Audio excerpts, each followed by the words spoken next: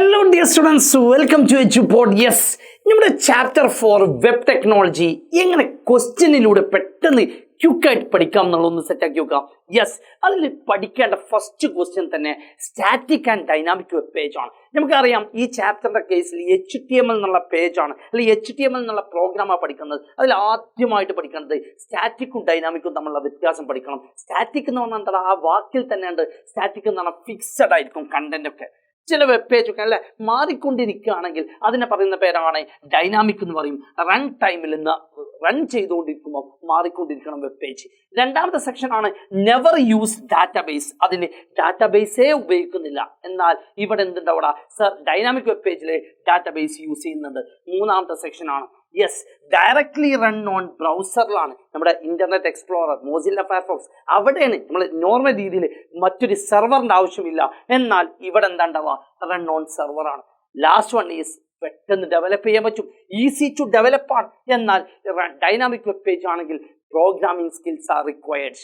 ഇതാണ് ഏറ്റവും ഇമ്പോർട്ടൻ്റ് ആയിട്ട് പഠിക്കണം, നിർബന്ധമാണ് സ്റ്റാറ്റിക് ഡൈനാമിക്. യെസ്, മറ്റൊരു section client side scripting and server side scripting. ഈ രണ്ട് കാര്യമാണ് ഈ ചാപ്റ്ററിലെ ഏറ്റവും important. Static dynamic, client side, server side.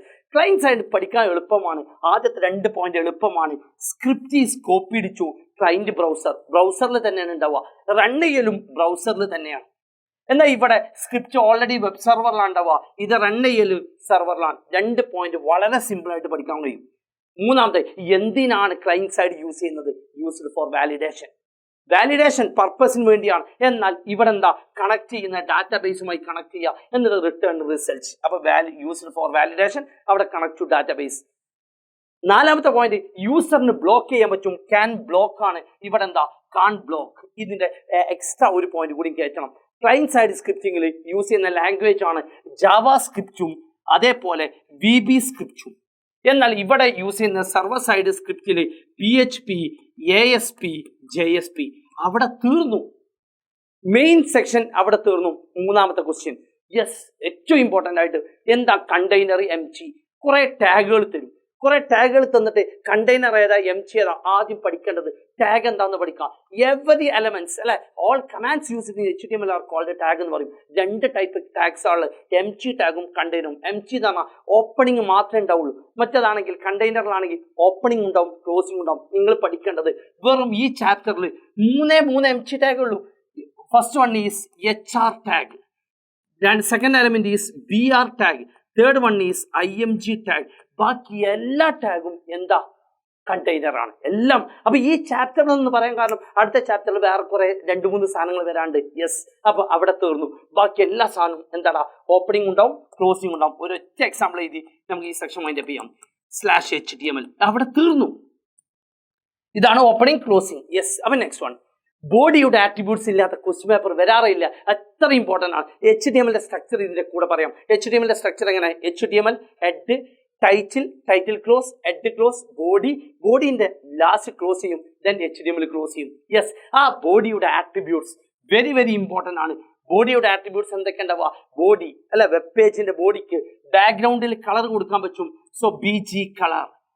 ബാക്ക്ഗ്രൗണ്ടിൽ ഇമേജ് കൊടുക്കണമെങ്കിൽ ബാക്ക്ഗ്രൗണ്ട് എന്ന് കൊടുക്കും. ബോഡി ബാക്ക്ഗ്രൗണ്ട് ഈക്വൽ ടു താജ്മഹൽ.jpg. അപ്പൊ താജ്മഹലിന്റെ ഡയഗ്രം വരും. എഴുത്തിന്റെ കളർ മാറ്റണമെങ്കിൽ ടെക്സ്റ്റിന്റെ കളർ മാറ്റാൻ text, body text equal to red. അപ്പൊ റെഡ് കളറിൽ വരും. യെസ്, ലിങ്ക് കണക്ട് ചെയ്യുമ്പോൾ മറ്റൊരു പേജിലേക്ക് പോകണം, അതിനുവേണ്ടി ലോകം അംഗീകരിച്ച ഡീഫോൾട്ട് കളർ ബ്ലൂ ആണ്. ആക്റ്റീവായി കിടക്കുന്ന ലിങ്ക്, ലിങ്ക് ആക്റ്റീവ് ആകുന്നത് ഗ്രീൻ കളറിലാണ്.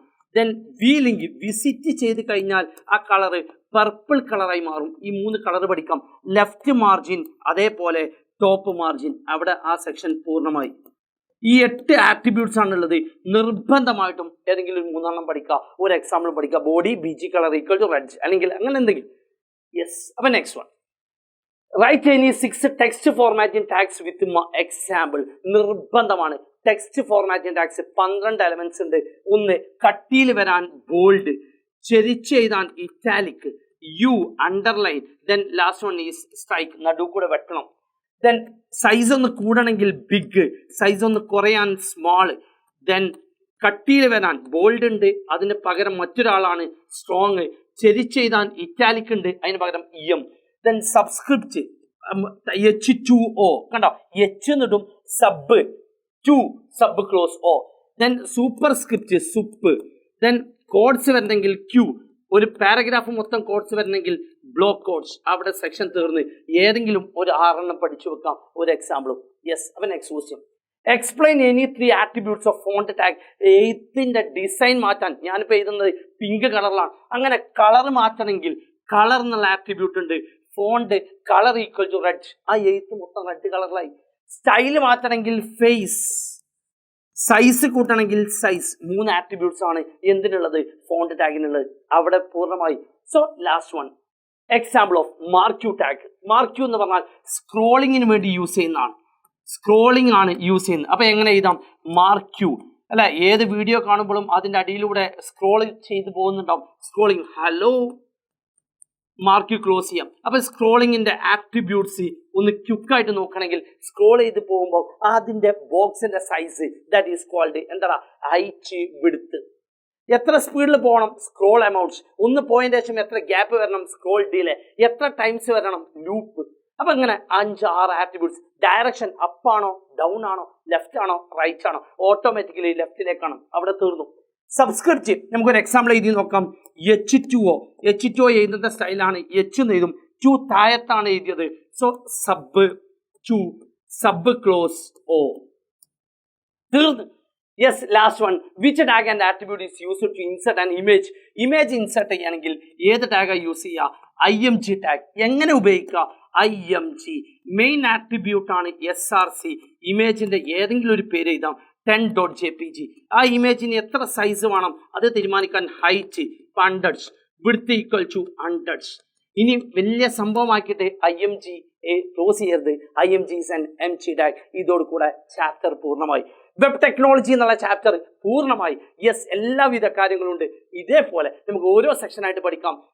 പെർമനന്റ് നമ്മളെ കൂടെ കൂടിക്കോ, സെറ്റാക്കി പഠിക്കാം. ഈ താഴെ ലിങ്കിൽ ജസ്റ്റ് ജോയിൻ ചെയ്യാം. സെറ്റല്ലേ?